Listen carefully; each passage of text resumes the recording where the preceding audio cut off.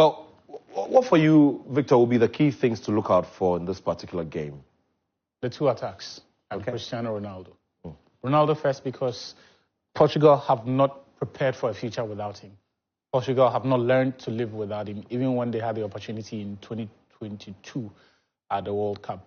And I think that they had an opportunity and they missed it. When Gonzalo Ramos scored that hat-trick at the World Cup against Switzerland, we all saw on TV how the fans were still clamoring for Ronaldo, and they kept chanting his name until Ronaldo was introduced at the end of that game. What the manager and the entire team failed to do and have failed to do since that time was to decouple the sentiments from the reality of the team and the needs of the team. And the reality was that at the time, Ronaldo was 37. He is getting closer to retirement. You don't wait for him to retire before you start making plans of how this team would play. In the years that have followed, they have had goal scorers. But this is still a team that has been built to rely on Ronaldo's brilliance for them. And that's why in this tournament, when he's not scored, the team has struggled to score goals. In the years that have followed, if you look at even in qualifying, apart from Gonzalo Ramos, and the curious thing is that I was thinking that he would have a more prominent role in the national team so that he grows and eventually learns from Ronaldo to when Ronaldo, or at this tournament, gets the first feel of being the guy that the team is looking at. So Ronaldo becomes the insurance policy and not the other way around. And he's done fairly well because in the last 2 seasons, he scored a combined 41 goals. That's an average of 20 goals per season, right? But that has not been enough to make him the focal point of the team. And his national team form has also suffered. So if you look at the qualifying for the Euros, the closest player after Ronaldo to score was Bruno Fernandes, who scored 6 goals. Ronaldo scored 10. I think 5 of those came against Liechtenstein and then Luxembourg. So there's even something to be said about the quality of opposition that those goals came against. So essentially, there's a team that has not been prepared to play without Ronaldo, but is being ultra reliant on Cristiano Ronaldo.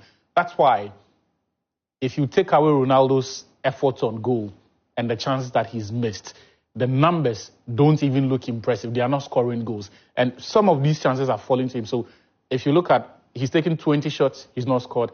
He's underperforming his XG by 3 because he's at 3 clear-cut chances that should have scored. I think 2 of those came in the game against Slovenia. The 1v1 that Oblak saved, and then the penalty that he missed. So whether people like it or not, Ronaldo is what the team is used to. He is the outlet for goals. He is the guy the team relies on. And tomorrow, he has to step it up because this is how things have been for a long time. And things have got to change for Ronaldo himself in this tournament. He needs to step up and then start delivering the goals. Otherwise, they're heading out because without him, there is nobody in the team who in the past years has had that goal-scoring responsibility and has even delivered. For France, for me, I think it's what they do at the other end of the pitch more than even at the back because they've got the best defense in the competition. Of the teams remaining in the competition, they've only allowed an XG of 2.57. 2.57. If you broaden the scope and bring in all 24 teams who have participated in the competition, still, the only team with a better defense, I think Slovenia or Slovakia, who had XG of marginally less than France. So defensively, they are solid. And every time you watch the French team, and for everything that we say about how they don't play on the front foot enough, given the attacking quality and how they are at best functional, they never look vulnerable. You don't watch the French team and think they're in danger of conceding. This is a team that is very solid, built on sound principles of balance.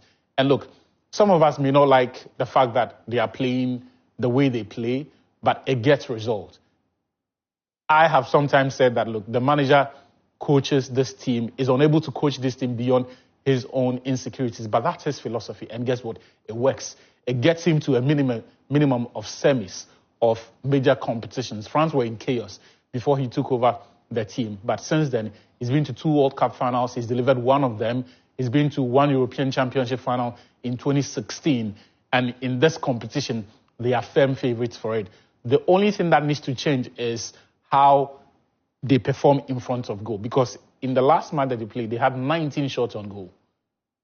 And only 1 which was a deflected effort, ended up in the back of the net. And so that bit has got to improve. And that's why, for everyone who's going to watch France tomorrow, forget about the aesthetics, forget about nice football and all of that, because for them, the marking scheme is different.